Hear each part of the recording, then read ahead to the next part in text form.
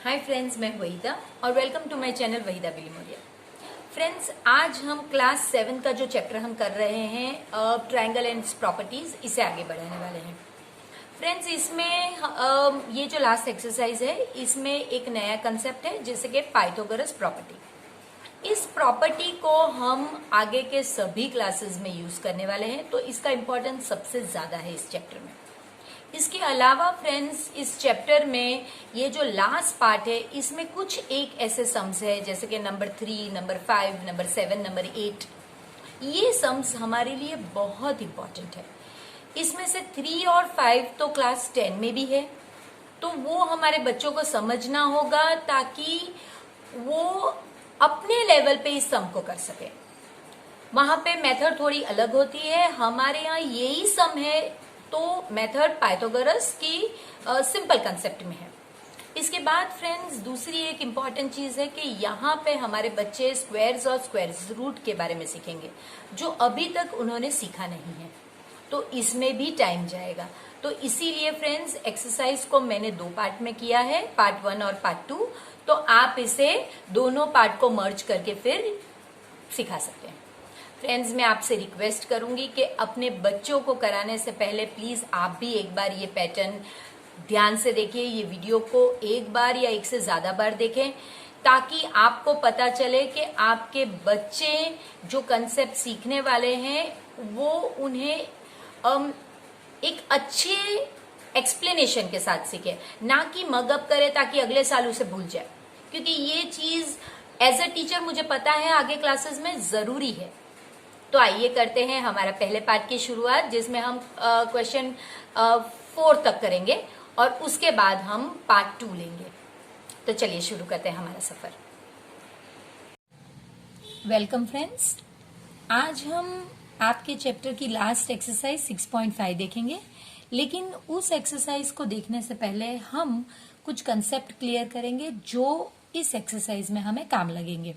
जैसे कि right angle triangle जो हमें ऑलरेडी पता है, अगर इस तरह का कोई एक ट्रायंगल रहता है और उसमें अगर इस तरीके से एक मार्किंग दी गई है तो उसका मतलब ये राइट एंगल ट्रायंगल है।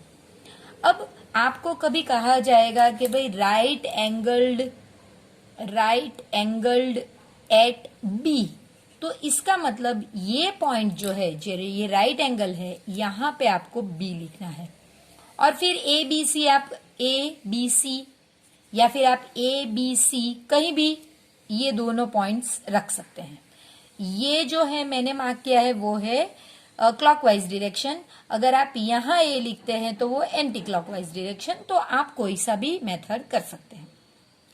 अब पाइथागोरस प्रॉपर्टी जो है वो हमारे लिए इतनी इंपॉर्टेंट है कि अब से लेके क्लास 10 तक तो मिनिमम आप इसका यूज करेंगे।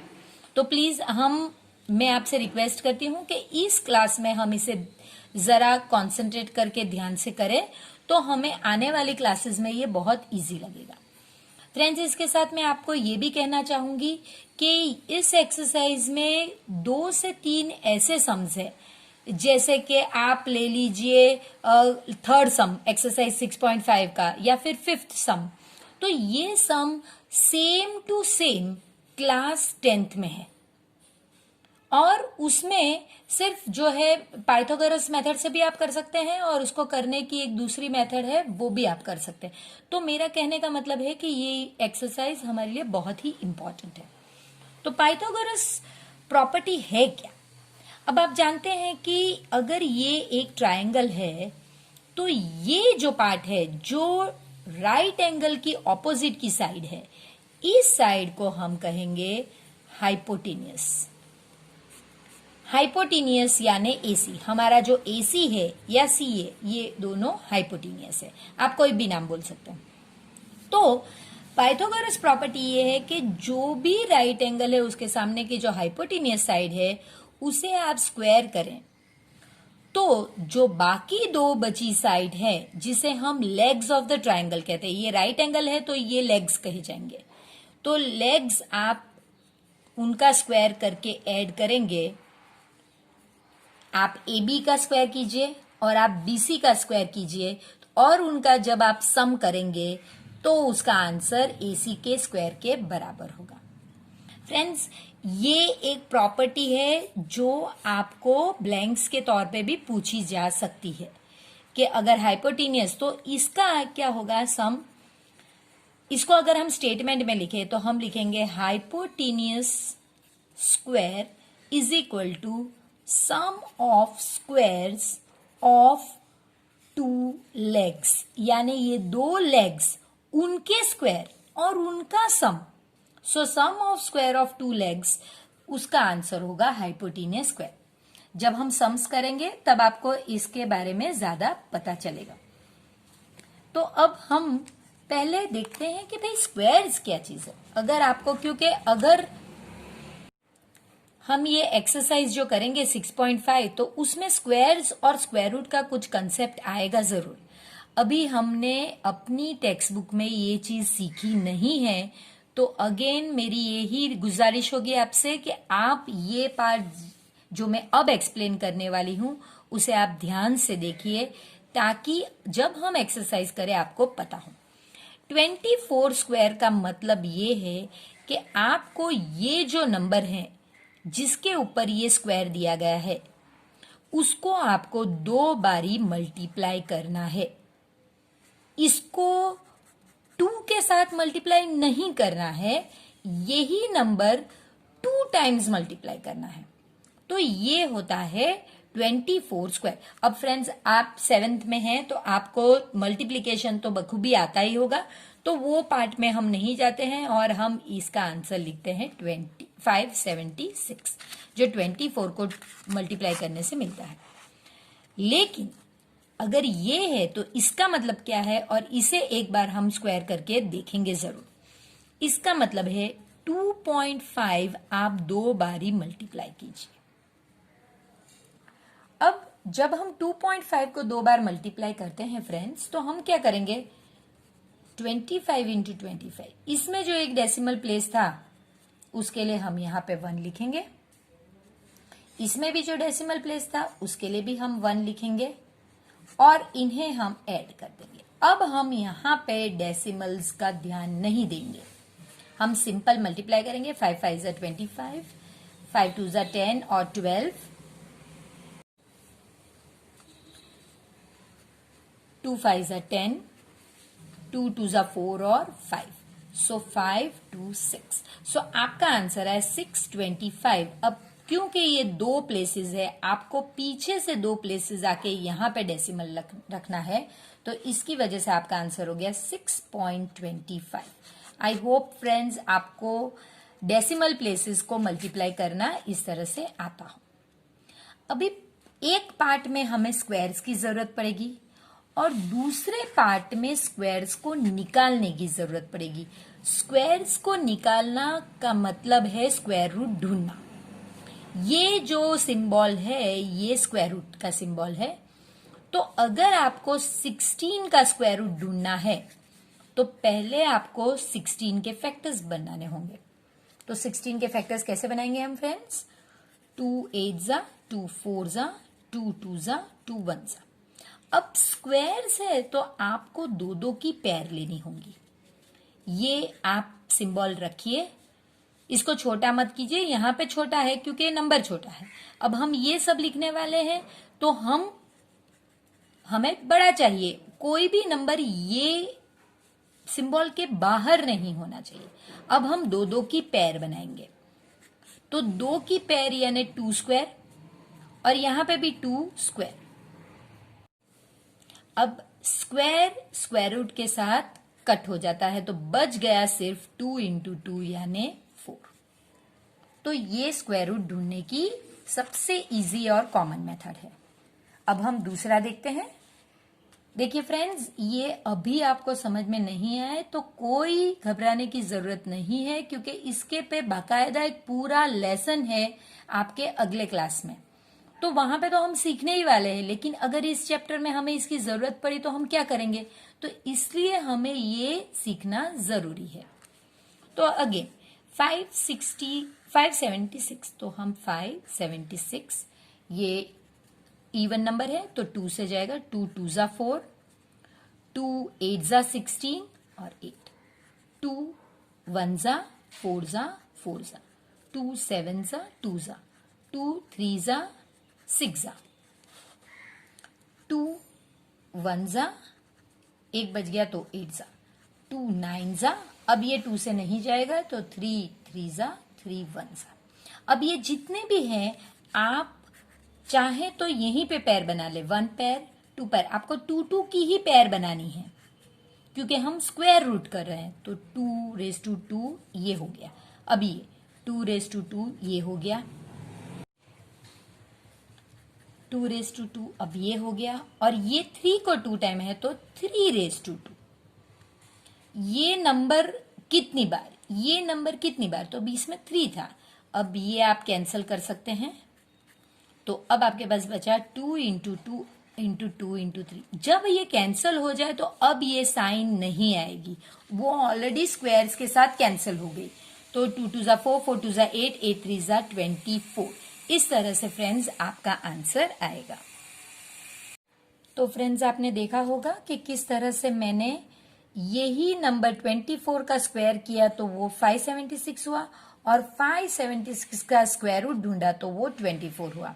दोनों मेथड मैंने आपको बता दी है। अब फिर से एक चीज यहाँ पे देख लेंगे, जो हाइपोटेनियस है फ्रेंड्स वो ट्रायंगल की लॉन्गेस्ट साइड होगी। यानी अगर आपको कोई भी 3 मेजर्स दिए गए होंगे और कहा गया होगा कि ये राइट एंगल ट्रायंगल के मेजर है, तो जो लॉन्गेस्ट साइड होगी वो हमेशा हाइपोटेनियस होगी। तो अब फ्रेंड्स शुरू करते हैं हमारी एक्सरसाइज 6.5।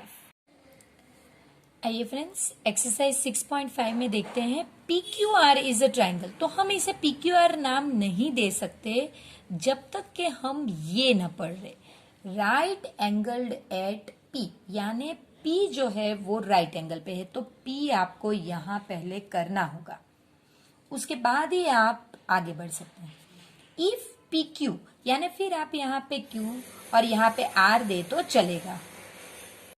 तो अब आपको कहा गया है कि PQ जो है ये 10 सेंटीमीटर है और जो PR है यानी ये जो है ये 24 सेंटीमीटर। तो फ्रेंड्स आपको ये हाइपोटेनियस जो है जो QR है QR, अगर आप यहाँ पे Q लिखते हैं यहाँ पे R लिखते तो भी यही हाइपोटेनियस रहता है, तो उसका मेजर आपको ढूंढना है।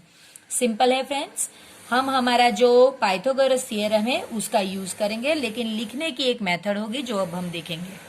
तो अब आपको कहा गया है कि PQ जो है ये 10 सेंटीमीटर है और जो PR है यानी ये जो है ये 24 सेंटीमीटर।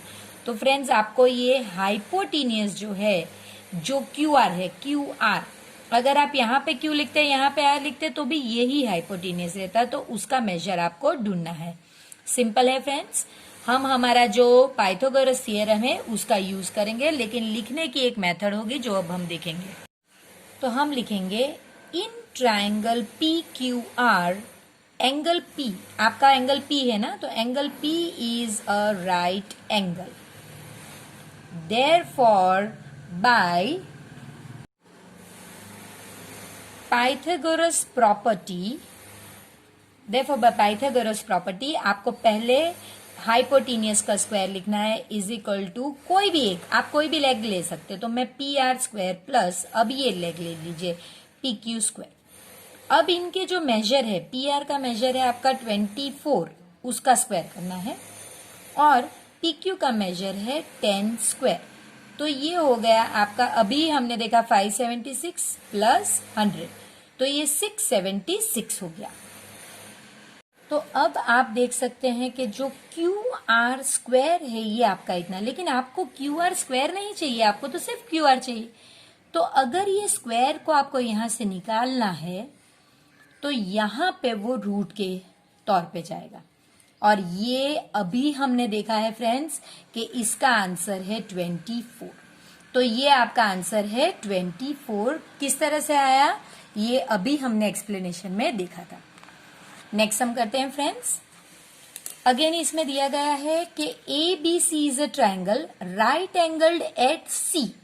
तो ये जगह पे आपको राइट एंगल में C लिखना है। इफ AB, और फिर आप A और B यहां पे लिख सकते हैं। If AB is equal to 25 centimetre, यानी AB जो है आपका 25 सेंटीमीटर है, AC जो है AC यानी ये आपका 7 सेंटीमीटर है, आपको BC ढूंढना है। आपको करना वही है, इक्वेशन का रूल हम यूज करेंगे। तो कैसे करेंगे वो देखते हैं। In triangle ABC, angle C is right angle, therefore by Pythagoras property, मैं ये शॉर्ट में लिख रही हूं, आप पूरा ही लिखिएगा। पाइथागोरस प्रॉपर्टी, आपको प्रॉपर्टी के हिसाब से हाइपोटेन्यूस कौन सा है हमारा, AB square is equal to, कोई भी आप दो में से कोई भी एक लिख सकते हैं, तो AC square plus BC square. अब ये आपको पता है कि आपका 25 है, उसका स्क्वायर करना है।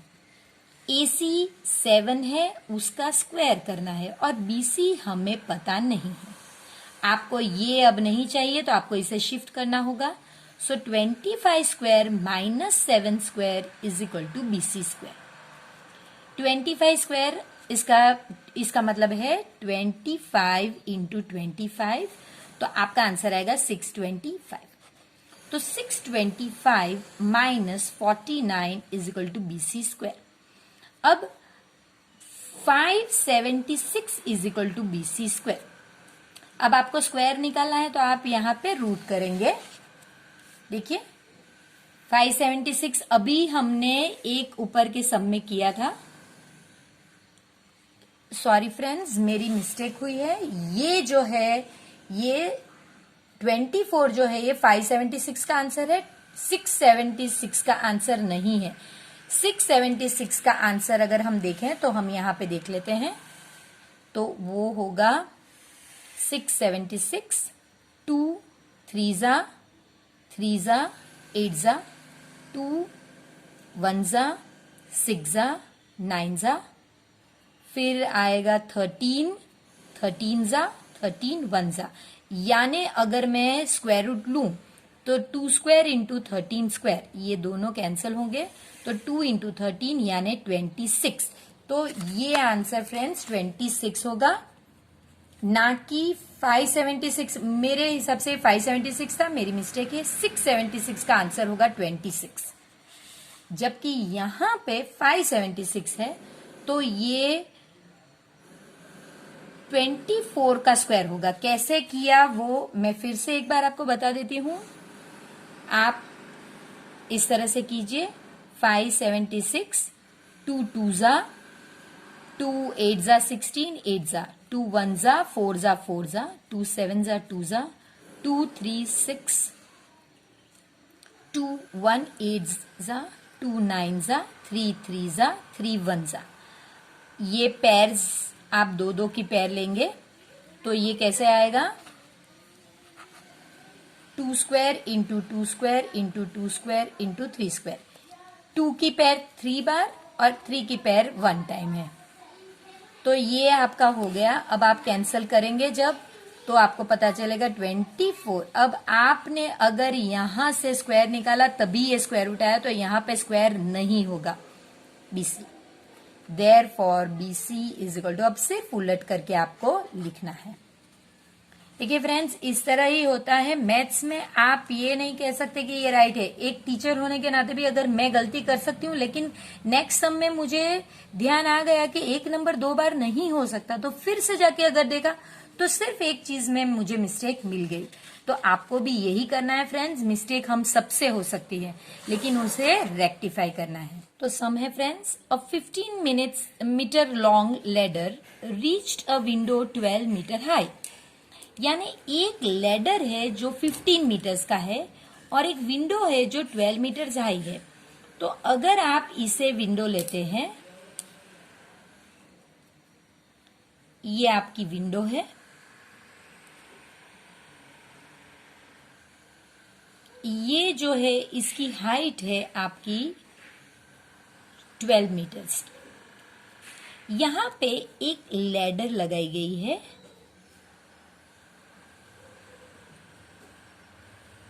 और ये लैडर है आपकी 15 metres long.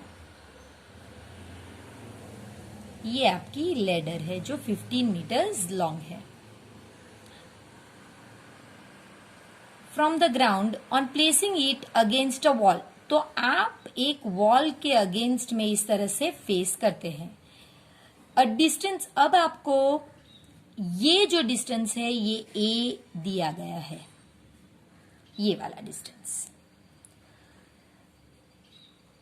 Find the distance of the foot of the ladder, ये फुट ऑफ द लैडर है, फ्रॉम द वॉल, यानी ये डिस्टेंस जो ए कहा गया है इसे आपको ढूंढना है। एकदम सिंपल सम है, फिर से एक बार देखते हैं। एक वॉल विंडो है जो 12 मीटर्स हाई है, वहां पे एक लैडर लगाई गई है इसे ज्वाइन करके, ताकि इसे और ग्राउंड को ज्वाइन करके, ताकि ये जो है आपकी 15 मीटर्स है और ये जो डिस्टेंस है इसका फुट और ये जो वॉल, ये डिस्टेंस आपको ढूंढना है। फ्रेंड्स यहाँ पे आपको पता होना चाहिए कि ये हमेशा जो वॉल या विंडो रहेगी वो ग्राउंड के साथ हमेशा 90 डिग्री एंगल बनाएगी, तो ये एक राइट एंगल ट्रायंगल का सम होगा। अब इसमें करना क्या है फ्रेंड्स, बहुत ही सिंपल सम है। ये आपको सिर्फ हमने जो पाइथागोरस प्रॉपर्टी यूज की है उसी तरह से करना है। इसे बल्कि एक नाम दे दीजिए, ए बी और C. In triangle A B C, angle B, आपका बी राइट एंगल पे है, angle B is at right angle, therefore by Pythagoras property, क्या कह सकते हैं हम पाइथागोरस प्रॉपर्टी से? हम कह सकते हैं कि ये राइट एंगल के ऑपोजिट जो होगा वो हमारा, ये हमारा हाइपोटेन्यूस होगा। So A C square is equal to A B square plus B C square. आप ये लेग पहले लिखे या ये लेग पहले लिखे, कोई फर्क नहीं पड़ता, दोनों को आना है जरूर। अब ये आपको ए सी दे दिया गया है 15 स्क्वायर और ए बी आपको नहीं दिया गया है, ए स्क्वायर है, और बी सी आपको 12 स्क्वायर। 15 स्क्वायर आपका होगा 15 इंटू 15, तो ये आपका होगा